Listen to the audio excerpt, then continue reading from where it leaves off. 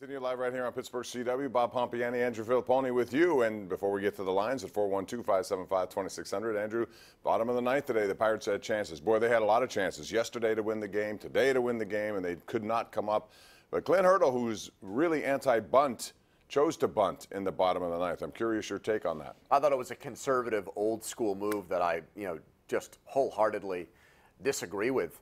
You've got a struggling relief pitcher and Alex Claudio on the mound. He's not a lockdown guy like a Felipe Vasquez. Why would you give him an out in that situation? It's not a tie game. It's not as if the lead runner, that's all you need to win. You're down 2. So I don't think in that situation you trade an out for an extra 90 feet for 2 guys to bring, Gregory Polanco to the plate against a left-handed pitcher. I thought that was a big mistake. I think we see that maybe every 10 games or so with Hurdle, where he makes either a call for a bunt or a substitution or a relief pitcher decision that doesn't make sense. And I think in this case, it contributed to the Pirates losing the game. It wasn't the biggest reason why they lost, Bob, but it certainly didn't help. All right, let's go to the lines. We have plenty of people, and we'll begin with Nunzio in Braddock. Nunzio, you're first up tonight. How you doing? How you doing, Paul? Good. What's up? Well, a couple things. One thing, I think ever since they came back in this homestand, Bell's been swinging with stuff in the dirt, stuff outside. He's not as patient as he was before, and I think it's costing him. And the other day, switching the subject, Marte's out in center field with his sunglasses on his hat. I saw that. And he lost the ball. And he didn't use his sunglasses. That caused us the game. It was one of the reasons we lost the game. There was a plethora of reasons we lost that game. But they're not playing the way they were before. And fundamentals, they're not playing ball right. The other night, guy's rounding second base, and he's looking in the outfield to see where the ball is, and instead of looking at his third base coach and running to third base. So thanks, Nunzio. Appreciate the take. Andrew, I want to ask, the thing about Marte with the sunglasses did kind of make me wonder. Did you see that? Yeah, I did. I mean, if you're there and you have them on your head ready to be used, why not use them? Yeah, I know he hit the home run that should have been the game winner on Saturday, if not for Vasquez coming back and blowing the save. But I've just about had it with Marte, Bob. I mean, he's 30 years old now. If you look at his numbers since he tested positive for PEDs, he's not been the same player. I don't think that's coincidence. I don't think there is zero correlation there. And I'm ready to, frankly, wash my hands of the player. I know he's very gifted. I know he can play a good defensive center field when his head is screwed on straight, but that's not a given when you show up to the ballpark every night. Not only that play that the listener or the viewer brought up, but how about the other day in Cincinnati where he hits the ball, between center and right field. He kind of lollygags to first, tries to book it to second, and gets thrown out and ends an inning. And you see this stuff happen with him over and over and over again. I don't think the light bulb's ever going to go on for him, Bob. I really don't. It's too much talent. And Frank Coonelly talked about it, and he said they had a talk with him and said, you should be the best player every day, but it's up to you to do that. And so far, that's been a challenge. We have Bob Tomorrow on Twitter. It's at KD Pomp at The Pony Show. He says, hey, Bob and Andrew, Anthony Rendon is available along with Keuchel. Would that put them in the – first of all, you really have wishful thinking there. If you think both of those guys – well, they don't have the prospects to get Rendon anymore. And that was part of the problem with this Archer trade, is that they basically emptied their pantry. They took all their non-perishable food items and they shipped them off, and now they've got nothing in case they get snowed in. I mean, there's no prospects left in the kitty, Bob. You've got Ke'Bryan Hayes, you've got Mitch Keller, and really that's it. And that reflects back on their drafting. When you're a small market team, you've got to develop players. And frankly, this team has not done a good enough job of doing that. Yeah, we talked about the Archer trade in so many ways, but the Pirates actually gave up more for Archer than they got in return for Garrett Cole. Yes. And Garrett Cole has turned out to be what we know is a big strikeout pitcher. And still, I'm waiting for the final analysis of that trade. But if you look at it right now for Musgrove, who's been okay at times but very inconsistent. Same is true when you look at Michael Feliz just is not very good. Moran's been okay, but more or less a bench player. And Jason Martin, we still don't know. So at this point, that doesn't look good. And look, I like Musgrove's attitude and the way he conducts himself and carries his business. He's a professional. His career ERA as a starting pitcher is 4.77. Okay, so, I mean, I don't know what we're picturing with him. He's probably at best a middle-of-the-rotation starter, and if that's the best player you got back for Garrett Cole, That's a bad trade. Let's go to line 1. That's Chuck in Uniontown. Hello, Chuck. How are you tonight? Good evening, Bob, Tony. Yeah, the thing about this homestand, we were playing Milwaukee going into this homestand. We were at home. We were the ones that have to catch them.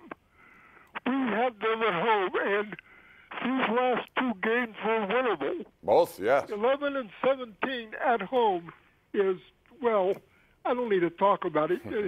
Anyone can read the numbers. If you can't win at home, what are you going to do?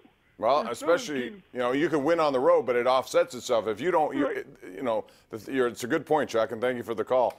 Andrew, when you have teams like this here, especially the last 2 days, I mean, to me, they both were, yesterday specifically was more than this one. They came back. I give them a lot of credit because they have been resilient. That's one thing I'll say about that. Saturday's a weird game because when you get down 5-0, you expect to lose that game 99% of the time.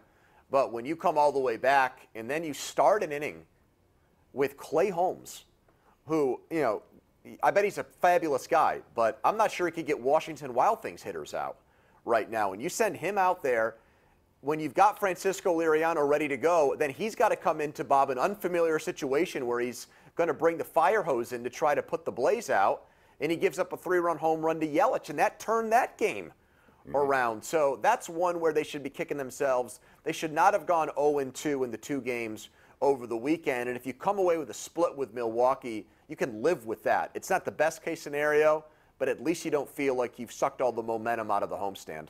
Joe in Penn Hills joins us next. Hey, Joe, how are you?